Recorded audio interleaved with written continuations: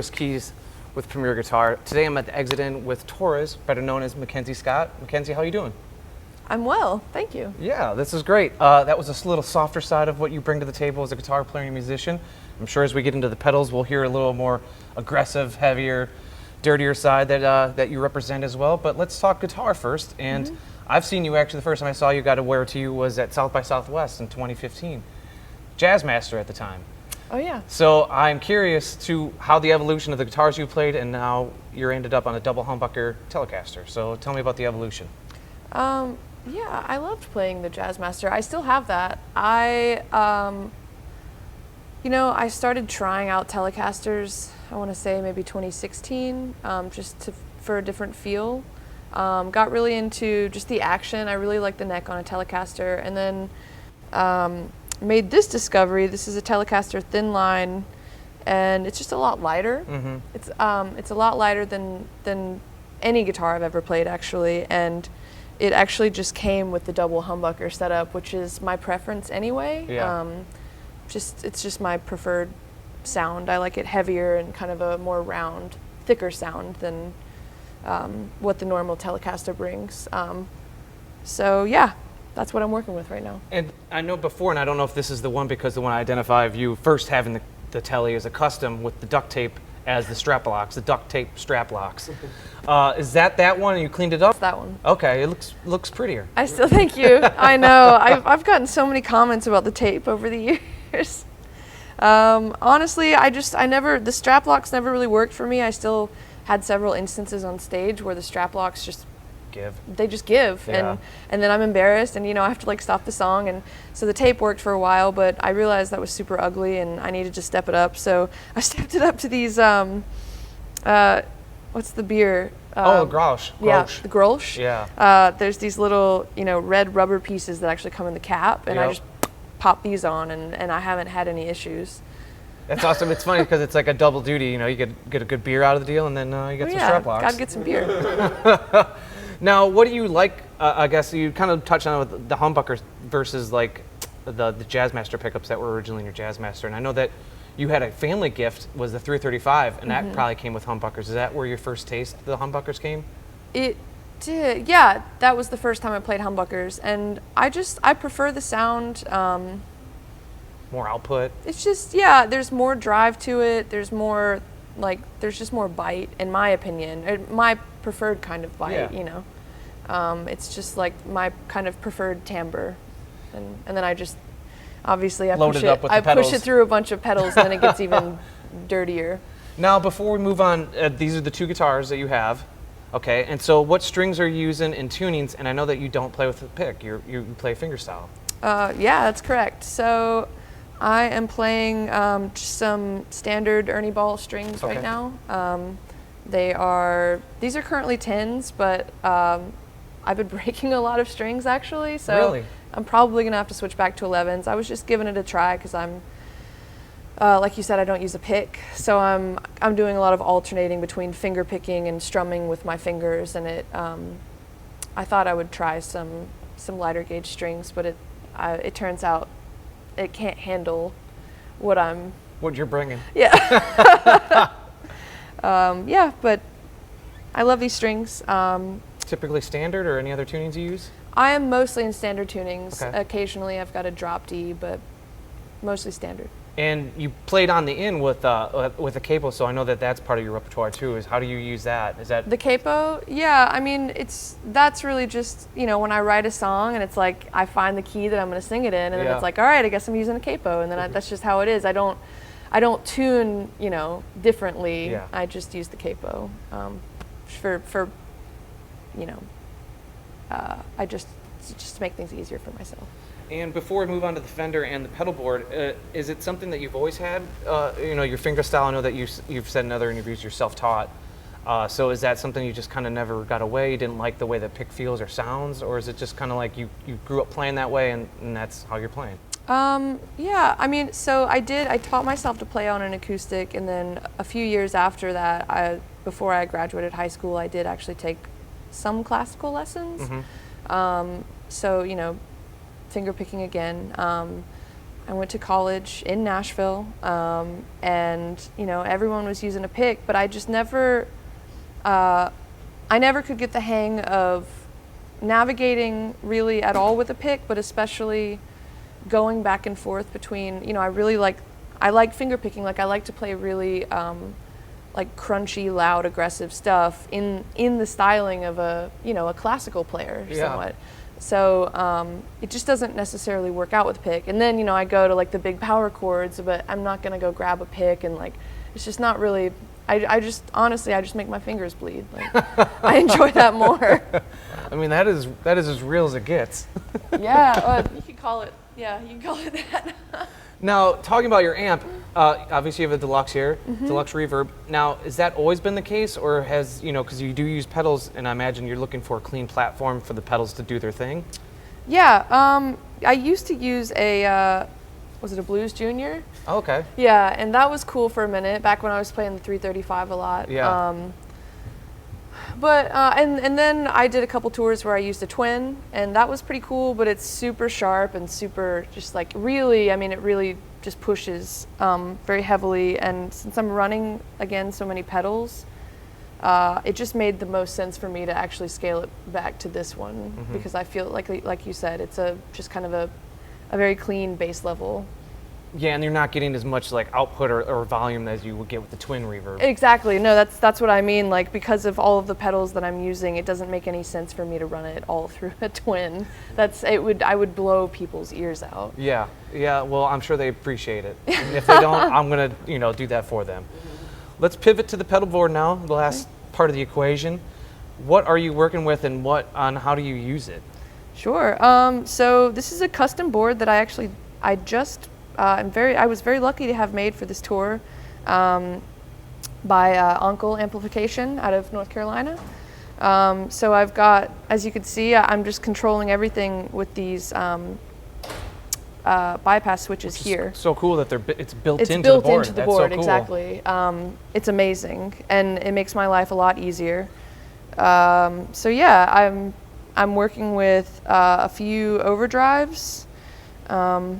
I like to have a lot of gain stages on the board, just because I'm like, you know, every time I play a song, I feel like I end up kicking up the volume 7 or 8 times within the song, just because I get so restless and like, I don't know, I just always want more. So I've got 3 overdrive pedals. Yeah, I was gonna say, like, how are you using them? Are you stacking them, or is it kind of independent of each other? I do stack them. Okay. I mean, for just kind of like a very clean sound, like I said, I was just playing this first overdrive, but then I like to double it up with this Echo Dream, and you just get kind of, so you can hear the difference here. Here's the first one.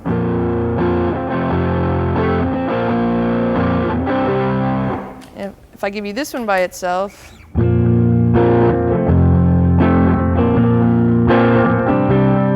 little more of a delay effect on that one. I like to double them. It gives you kind of a slap effect.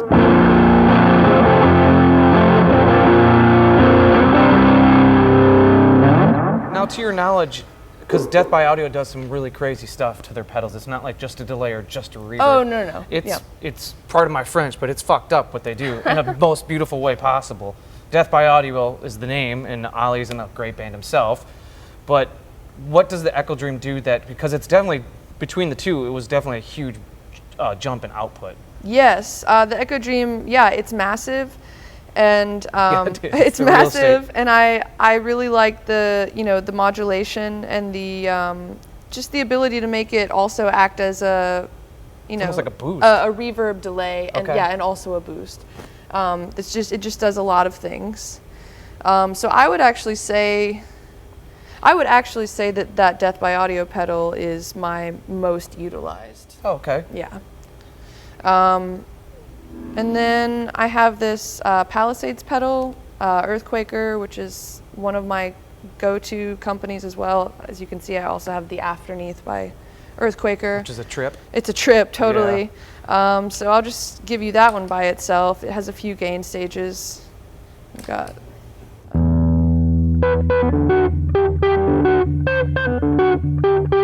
That's just super low right now. I've got it on like 1, and then.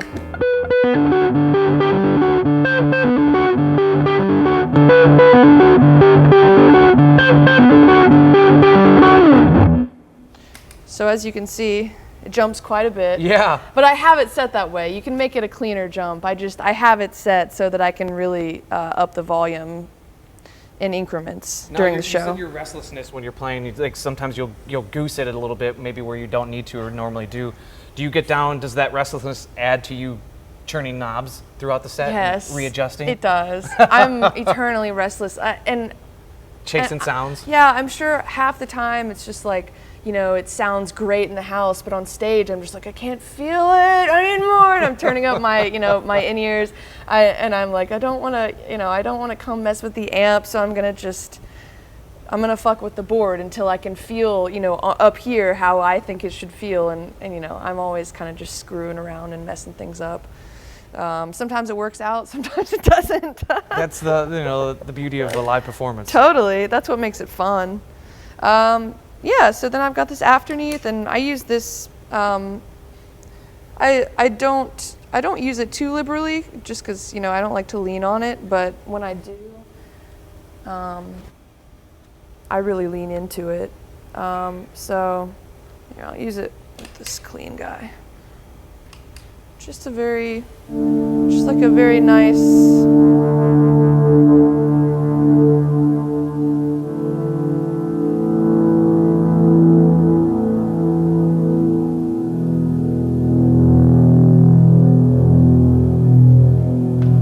Otherworldly, like it's a soundtrack almost. I can really make it watery.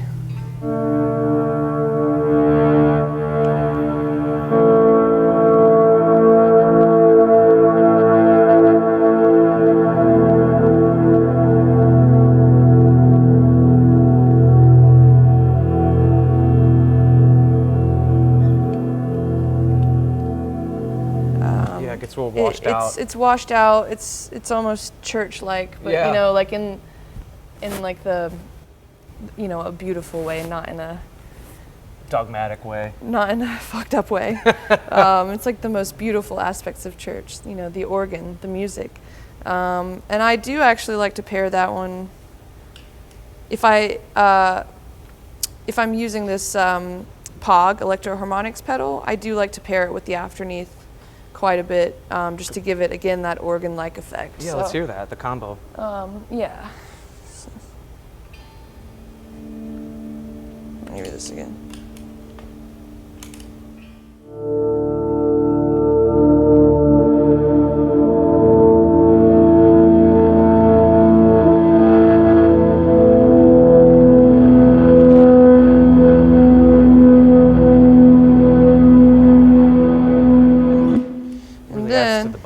Yeah, it adds to the bottom. That's right. And then, here. Got a few different sounds on this Pog.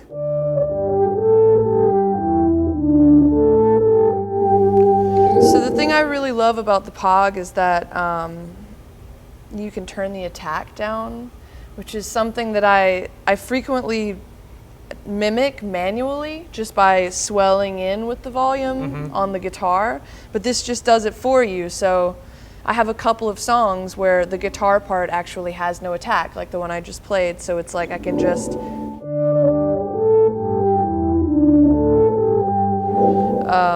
or like here's another sound. Turn this down so it doesn't blow out your ears.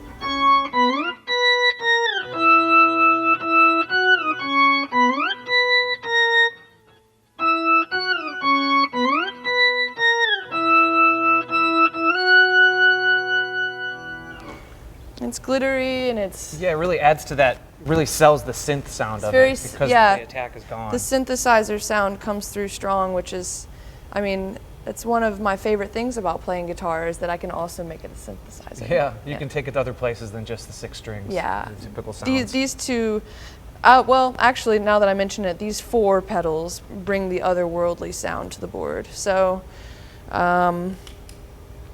So this Empress delay, super delay, is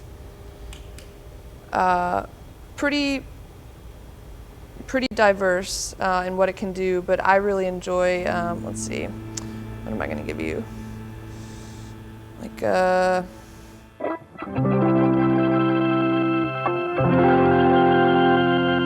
very sparkly. Yeah, a lot of artifacts.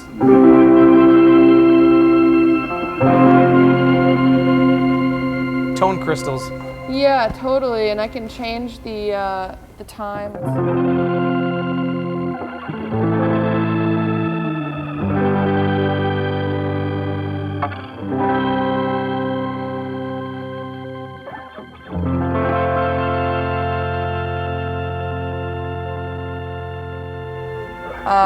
And right now I have that set on reverse, but it does so many things. It has many settings that I don't even touch, actually, because there's just too much to work with. I don't have the time to do it, to work with it during the live show the way that I like to, let's say when I'm in the studio recording. Yeah, just messing around. It's a great studio tool.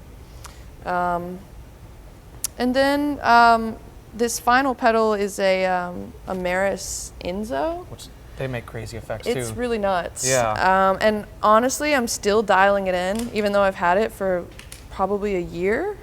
Probably a lot of surprises in that pedal. It's really surprising, and honestly, even when I set it to the same presets every single night,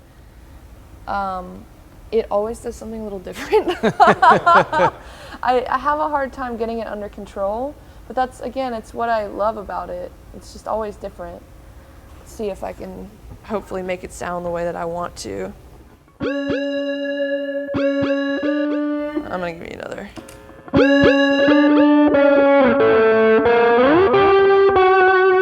This is what I'm talking about. Hold on.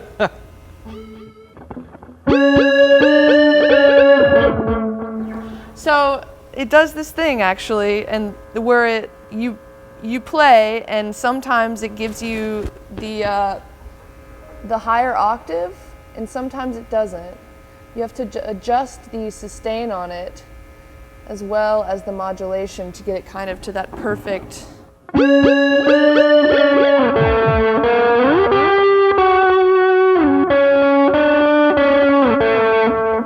A lot of randomness. Yeah, it's super random. Let me see if I can fix it.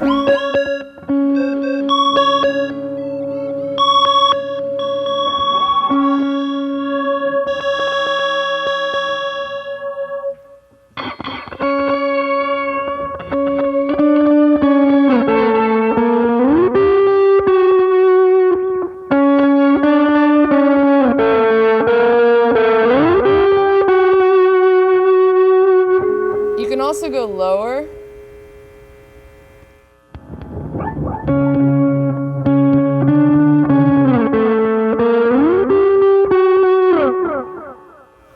Just trying to get the filter envelope right.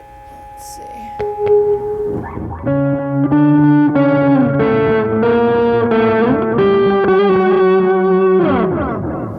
That shit's crazy. Like I said, I can't tame that beast, at least not yet.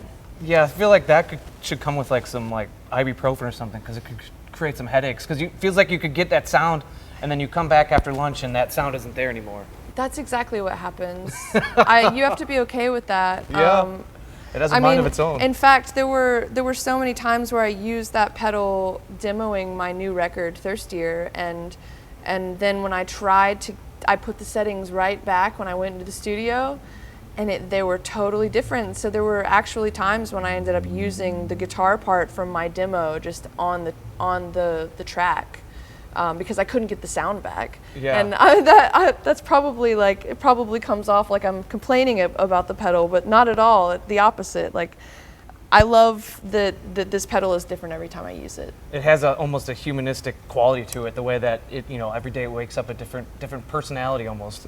Who am I going to be today? Yeah.